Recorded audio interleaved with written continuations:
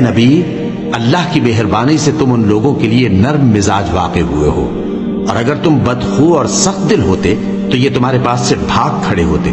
سو ان کو معاف کر دو اور ان کے لیے اللہ سے مغفرت مانگو، اور اپنے کاموں میں ان سے مشورت لیا کرو، اور جب کسی کام کا پختہ ارادہ کر لو تو اللہ پر بھروسہ رکھو، بے شک اللہ بھروسہ رکھنے والوں کو دوست رکھتا ہے۔ اگر اللہ تمہارا مددگار ہے تو تم پر کوئی غالب نہیں آ سکتا، اور اگر وہ تمہیں چھوڑ دے تو پھر کون ہے اس کے بعد تمہاری مدد کرے۔ اور مومنوں کو تو چاہیے کہ اللہ ہی پر بھروسہ رکھیں، اور اللہ کے انعامات اور فضل سے خوش ہو رہے ہیں، اور اس سے کہ اللہ مومنوں کا اجر ضائع نہیں کرتا، جنہوں نے باوجود زخم کھانے کے اللہ اور رسول کے حکم کو قبول کیا۔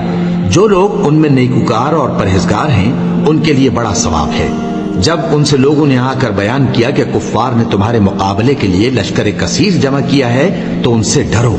تو ان کا ایمان اور زیادہ ہو گیا، اور کہنے لگے ہم کو اللہ کافی ہے اور وہ بہت اچھا کارساز ہے۔